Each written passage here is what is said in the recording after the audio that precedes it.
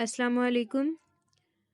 आज हम software requirement engineering का एक टॉपिक पढ़ने जा रहे हैं।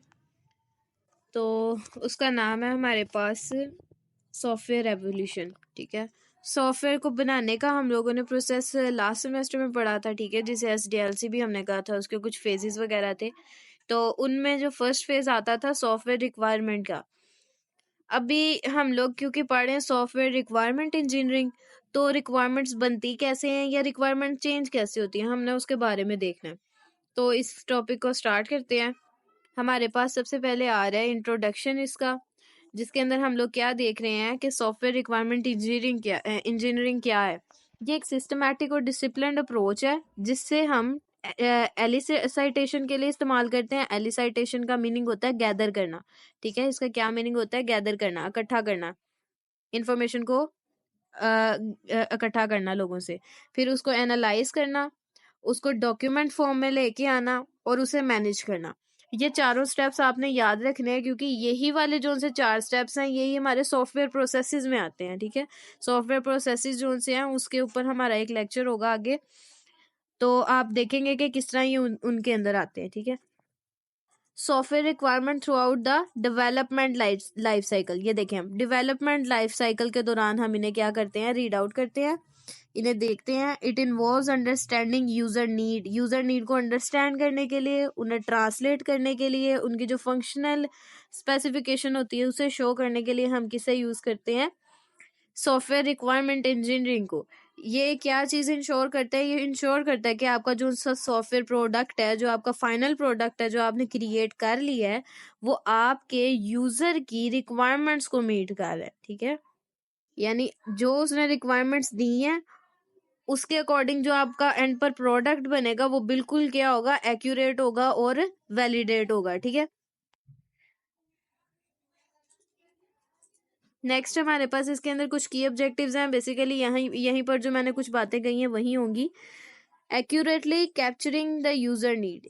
सॉफ्टवेयर रिक्वायरमेंट इंजीनियरिंग सही तरीके से यूजर नीड्स को इकट्ठा करता है। ठीक है, रिक्वायरमेंट इंजीनियरिंग है ना, रिक्वायरमेंट्स इकट्ठी करनी है हमने, तो वो एक्यूरेट वे में होनी चाहिए, जिस तरह से हमारे यूजर को चाहिए उसके एक्सपेक्टेशंस के मुताबिक होनी चाहिए। ठीक है, establish a base line for development.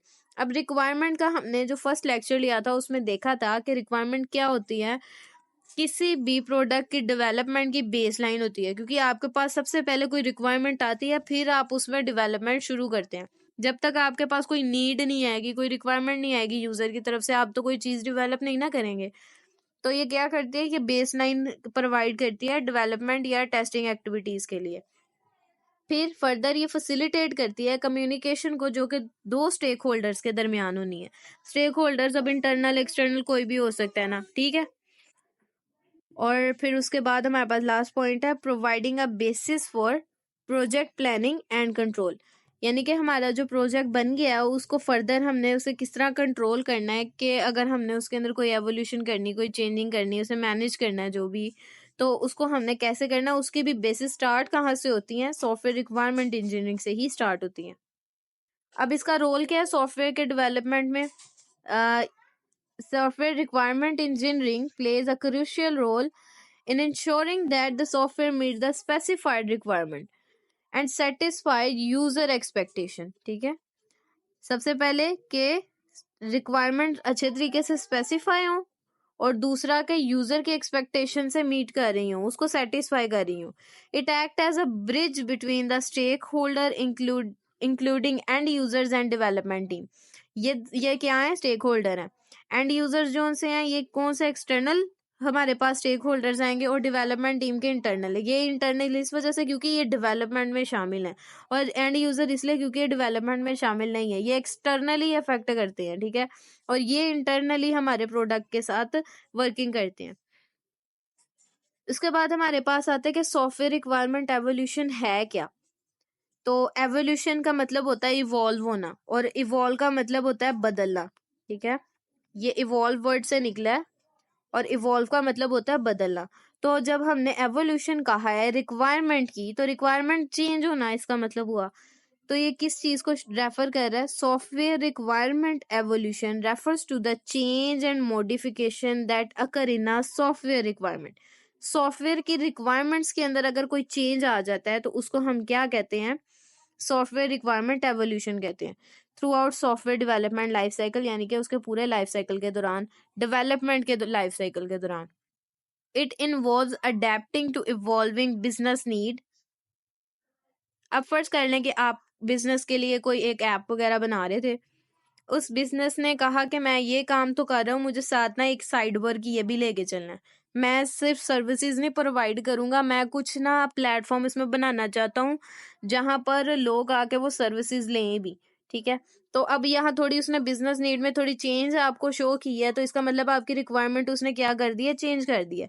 तो अब आपने उसको क्या, उसको उसके साथ क्या करना, उसे किस तरह प्रोडक्ट में ऐड वगैरह करना, वो सारा किस में आता है, रिक्वायरमेंट एवोल्यूशन में।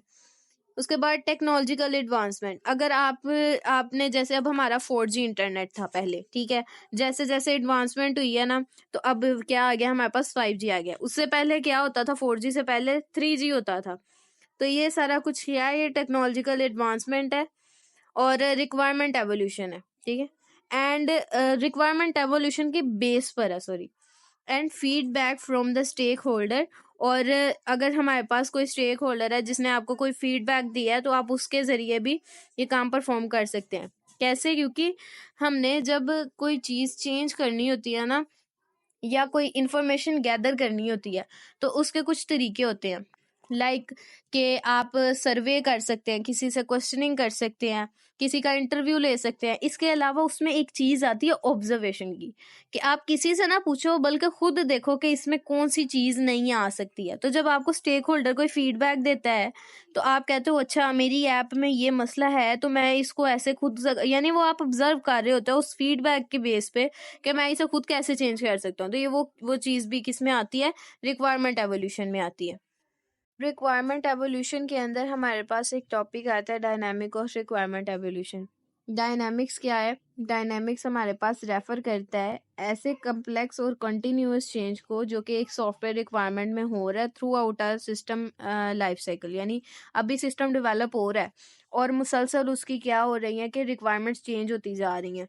तो ये किन किन बेसिस पे हो सकती हैं, बेसिकली ये भी वही बेसिस होंगी जो किसी भी रिक्वायरमेंट के अंदर एवोल्यूशन के लिए हो सकती थी। यानी यहाँ पर जैसे हमने कहा ना, technological advancement, business need, stakeholder feedback, वही चीज इसके अंदर आएगी कि ये चेंज होती क्यों है। ये चेंज होती है इमरजेंस ऑफ न्यू रिक्वायरमेंट, अगर कोई नई रिक्वायरमेंट आ गई है, यूजर कोई नया फीचर ऐड करना चाह रहा है, क्योंकि मार्केट में एक ऐसा ट्रेंड आ गया है, तो उसके लिए उसने क्या कहा कि मैंने उस ट्रेंड से मैच करना है। तो इस हिसाब से फिर क्या होता है कि इमरजेंस ऑफ न्यू रिक्वायरमेंट होती है और फिर हम लोग नई एवोल्यूशंस करते हैं। अब जैसे कि आप देख सकते हैं कि एआई का दौर चल रहा है। पहले क्या होता था कि हम लोग सिंपल गूगल पर जाकर सर्च वगैरह करते थे, ये वो, ठीक है। अब लोग बजाय सर्च करने के या किसी से काम लेने के, किसी को पैसे दे के काम करवाने के, वो खुद ब खुद एआई से काम करवाते हैं और फटाफट से वो काम भी उन्हें करके दे देता है। एक तरफ से चैट जीपीटी आया, दूसरी तरफ से बार्ड आ गया, अब जिमिनी आ गया। वो सारे क्या करते हैं, वो आपस में कहते हैं कि ये जितने भी हमारे पास stake hold sorry new trends आ रहे हैं ना मार्केट में, उसके मुताबिक अगर आप चाहो तो आप अपना एआई बना लो। तो ये सारी क्या है, रिक्वायरमेंट एवोल्यूशन है, रिक्वायरमेंट में चेंज आना है ड्यू टू मार्केट ट्रेंड्स। ठीक है, आ गया मॉडिफिकेशन ऑफ एग्जिस्टिंग रिक्वायरमेंट। अब आपके पास कोई रिक्वायरमेंट ऑलरेडी एग्जिस्ट कर रही थी, लेकिन आपने उसे कहा था कि मैं इसे अभी नहीं अप्लाई करना चाहता, मैं इसे बाद में कभी अप्लाई करूंगा, पहले मैं वो वाली अप्लाई करूंगा जो ज्यादा जरूरी है। अच्छा, अब जब आप लोगों ने वो अप्लाई कर ली है, आपकी वो जो मेजर वाली प्रॉब्लम थी वो पूरी हो गई है, तो आपके पास अब वो माइनर वाली रिक्वायरमेंट्स बच जाती हैं। तो अब आप कहते हो कि भाई मैंने जो बड़ी बड़ी चीजें कही थी वो हो गई हैं, इन्हें फाइनल टच देने के लिए ना ये जो छोटे छोटे काम है इन्हें कर लें। तो ये एडजस्टमेंट बेस होती है ऑन प्रियोरिटी चेंजिंग, यानी जैसे जैसे प्रियोरिटी चेंज होती है, आप पहले हाई लेवल का करते हो, फिर उससे लो, फिर उससे लो, फिर उससे लो, और फिर ऐसे ऐसे करते आपका फाइनली पूरा एक प्रोडक्ट बन जाता है। तो अनफोर्सिन चैलेंजेस के लिए भी ये क्या होता है, हेल्पफुल साबित होता है। उसके अलावा डिलीशन ऑफ रिक्वायरमेंट, अगर हमने कोई रिक्वायरमेंट रिमूव करनी है, कोई ऐसा फीचर जो हमने अपने प्रोडक्ट में डाला और हम चाहते हैं कि अब इसकी ज़रूरत नहीं रही। जाहिर सी बात है, जब कोई नया ट्रेंड आता है तो पिछला कोई ना कोई जो सा होता है ना सॉफ्टवेयर, उसको रिमूव करना पड़ता है, उसकी कुछ फीचर्स को रिमूव करना पड़ता है ताकि हम उसकी जगह कोई नए को ऐड कर सके। तो ये भी किस चीज़ के अंदर आता है? डायनामिक्स ऑफ रिक्वायरमेंट एवोल्यूशन के अंदर। अब आता है कनेक्शन टू एजाइल डेवलपमेंट।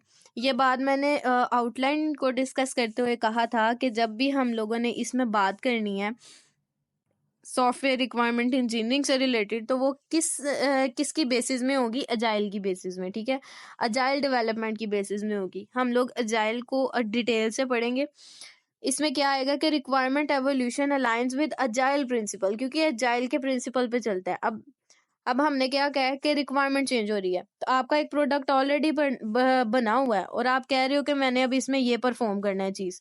तो अजाइल वाला जो हमारा अजाइल मॉडल था वो क्या करता था? वो उसका पहले एक डेमो बनाता था, फिर उसको डिजाइन करता था, फिर उसको टेस्ट करता था, फिर उसको अगर चाहता था तो इम्प्लीमेंट करता था, अदरवाइज वो फर्दर नई रिक्वायरमेंट को ढूंढने चला जाता था और काम करता था। ये भी पॉसिबल था कि वो डिप्लॉय भी कर ले, यानी उसे इम्प्लीमेंट भी कर ले, लेकिन फर्दर अगर उसमें कोई चेंज करना है तो वो भी हम कर सकते हैं। इस वजह से क्या है, क्योंकि एजाइल सबसे ज्यादा फ्लेक्सिबल हमारे पास मॉडल है, तो वही उसी के प्रिंसिपल की बेसिस पर हम लोग रिक्वायरमेंट एवोल्यूशन के जितने भी प्रोसेसेस हैं उनको परफॉर्म कर रहे होते हैं। अब यहाँ पर फर्दर बात हो रही है कि एम्फसाइज करती है किसे? फ्लेक्सिबिलिटी को। फिर ये कि जो हम चेंज कर रहे होते हैं ना अपने प्रोडक्ट के अंदर, उनको रिस्पॉन्सिवनेस देती है, ठीक है। क्योंकि अब देखें, इसका ना एक ग्राफ है बुक पर जो कि कुछ इस फॉर्म में बना हुआ है।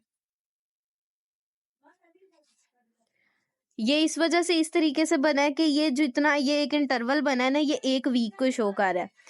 अजाइल अपना हर 2 से 3 वीक के अंदर नया इंक्रीमेंट या नया मॉड्यूल लेके आता है। तो ये मॉड्यूल इस वजह से लेके आता है कि वो थोड़ी थोड़ी फंक्शनैलिटी करके ऐड करता है, ताकि जो जो फंक्शनैलिटी ऐड होती जा रही है उसे साथ साथ हम चेक करते जाएं।